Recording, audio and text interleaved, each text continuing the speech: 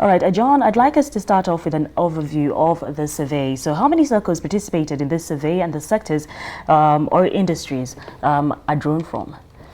First of all, this survey was informed by a number of things.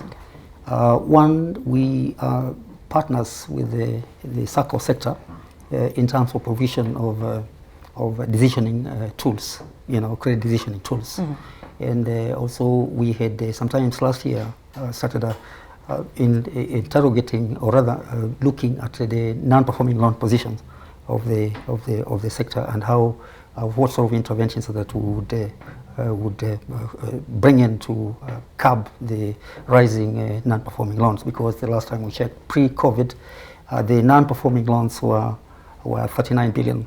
And they were rising by around about 5% per year, which was an alarming rate and a matter of concern to the sector. Yeah, then obviously, again, in terms of partnerships, we are looking at how the members are supporting their members, the Saccos are supporting the members, because based on how they support the members, it is reflective of the tools we are supporting them in terms of credit decisioning. Okay. Yeah, so 150, we had. We're looking at the regulated Saccos, 175, but we send questionnaires to 150, and we had about 37 respondents. Okay. Yeah. So what are the key findings that you found from the survey? Yeah, we looked at those 4 areas that you mentioned up in your summary, in terms of what are the loan modifications. So loan modifications, we saw they're doing around about 42% in terms of loan modifications. New loans or new products, they are doing 39% of the Saccos are now doing new products in terms of product innovation. And product waivers, we had around about 46% in terms of product waivers. Well, loan consolidation, again, in that level is another thematic area, consolidation and financial literacy. That was around about 32%. And the balance were looking at aspects of having supported the victims, by the COVID-19. Yeah, so those are basically the thematic areas we looked at. Okay, so what are the insights that the Saccos can draw from the survey's findings, especially in terms of what Saccos can do to assist the members through this particularly difficult period that we're going through, of course, coronavirus? Well, what this is bringing out is the aspect of the risk management frameworks and business continuity, because you can see they're doing modifications and coming up with new products. So what he's saying is that they're looking, in fact, in terms of how they make those modifications, they do those modifications.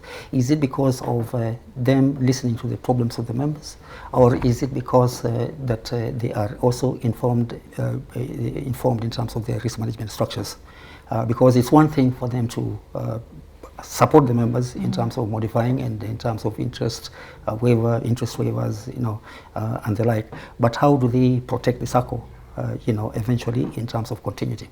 Because if you look, yes, pre-COVID, we were at this level in terms of non-performing loans. What are our expectations now? And if we are going to reduce the interest rates, we are reducing the interest rates for people who cannot actually be able to repay.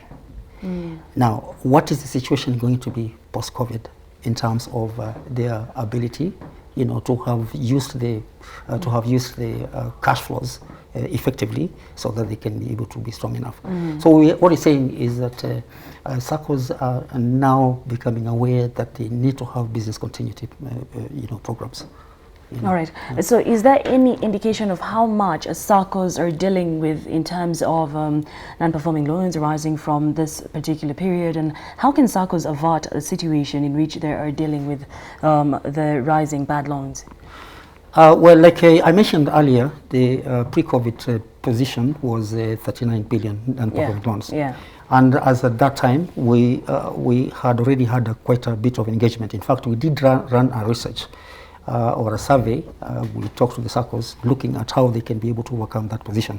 So what we were recommending at that point in time, and what was agreed on by the sector itself, was the fact that we need to strengthen the risk management structures in terms of the risk management framework, in terms of the policies, credit policies in terms of business continuity policies, and of course having capacity, the staff having capacity in terms of being able to give good loans. So that even now, as they are making the program extensions and doing new product development, how is this talking to their risk management structures? Because it's one thing for us to review this, but it's another thing for us to come out unscathed or be able to identify the risk that is involved in the process so that we can be able to avert it. Yeah. So how will they come out of this situation even stronger? Yeah, if they are going to look at those aspects, those frameworks, those aspects you're talking about. Because you see, if, for example, they had a business continuity framework in place, this would have addressed the black swan. The black swan risk is a risk that comes unexpected. It's not expected, it's not known, and the impact is heavy. Yeah, so we have got, we call mild, swan risk, we have moderate, and we have got, high swan risk.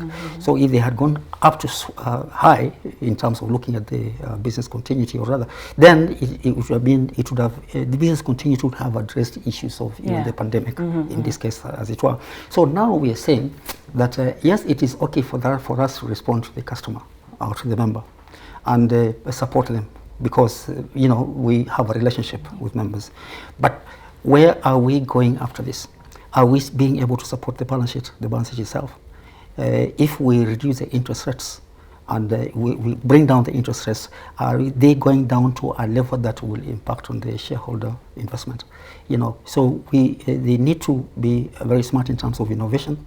The new products, so that they don't create products like they did the previous pre-COVID, and looking at how they can support the member more in terms of them coming up with being able to use the cash flow, so presented. And then when it comes to the employed member, the Saccos will now be forced to look at not just the member risk, but they also need to look at the employer risk. Or industry risk for that matter. Yeah, because if the employer is impacted in to such a point that they have to go out of business, then obviously they are building up on the non-performing loans eventually, yes. Of course. All right, thank you so much. That was John Martin Ambetsa, who's the head of training at Metropole Corporation.